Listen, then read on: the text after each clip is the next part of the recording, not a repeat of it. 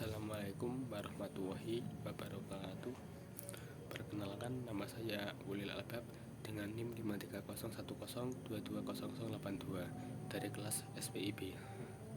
Pada kesempatan kali ini saya akan mereview salah satu dari materi mata kuliah filsafat ilmu, yaitu tentang filsafat pada abad pertengahan.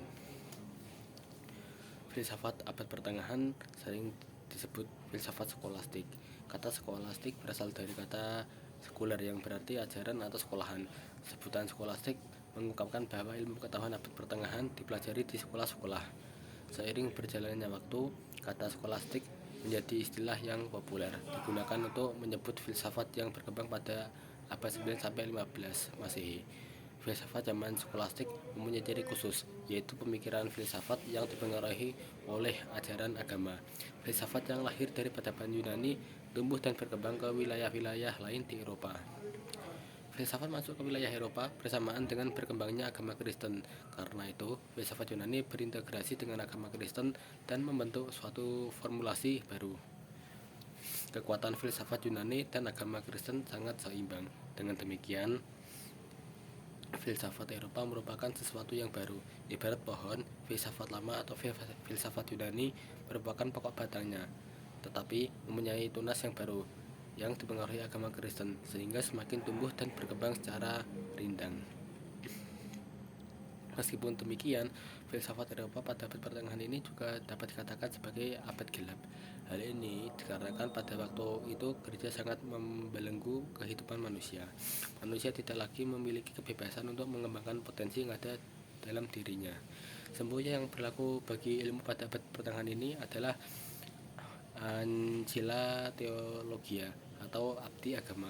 Agama Kristen menjadi problem kefilsafatan karena mengajarkan bahwa wahyu Tuhanlah yang merupakan kebenaran yang sejati. Hal ini berbeda dengan pandangan Yunani kuno yang mengatakan bahwa kebenaran dapat dicapai oleh kemampuan akal. Orang yang sebenarnya memiliki kecerdasan akhirnya tidak memiliki kebebasan berpikir, terlebih lagi bila terdapat pemikiran-pemikiran yang bertentangan dengan ajaran-ajaran gereja. Orang yang mengemukakan pemikiran yang bertentangan dengan ajaran gereja akan langsung mendapatkan hukuman berat. Pihak gereja melarang keras adanya penyelidikan berdasarkan rasio terhadap ajaran agama. Oleh karena itu, kajian terhadap ajaran agama atau teologi hanya boleh dilakukan oleh pihak gereja dengan aturan yang ketat. Orang-orang yang melanggar aturan gereja tersebut akan dianggap murtad dan kemudian akan diadakan pengejaran atau inkuisisi. Pengejaran terhadap orang murtad ini mencapai puncaknya pada masa kepemimpinan Paus Innocentius III di akhir abad ke-12.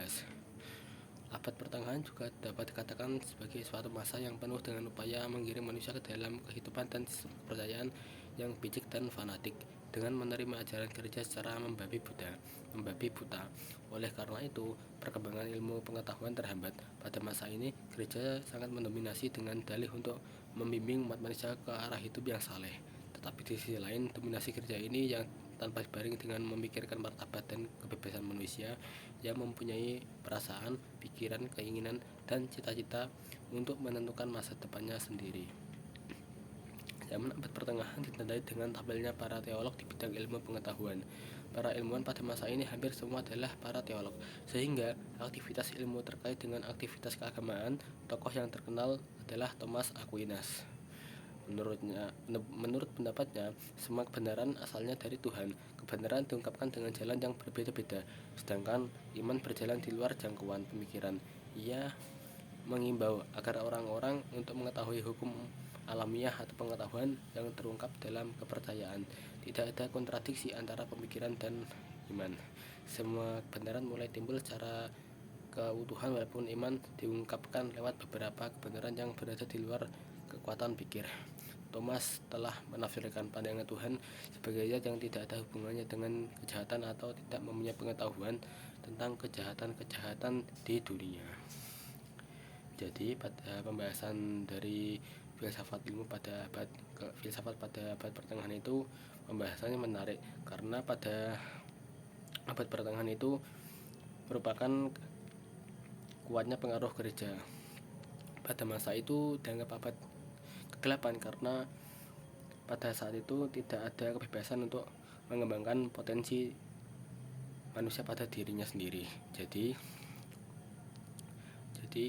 ketika orang-orang yang pintar dan memiliki pemikiran, dia itu terbatas pergerakannya atau kebebasan berpikir, karena jika dia melenceng dari gereja maka dia akan mendapatkan hukuman dari gereja.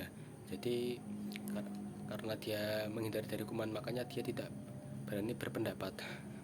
Hukuman gereja itu juga berat karena tujuan gereja yaitu supaya patuh terhadap ajaran dari gereja tersebut.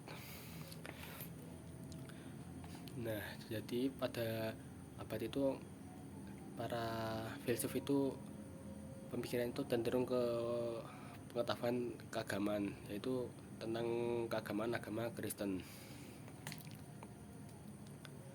Salah satunya yaitu Thomas Aquinas. Ia berpendapat bahwa semua kebenaran itu berasal dari Tuhan.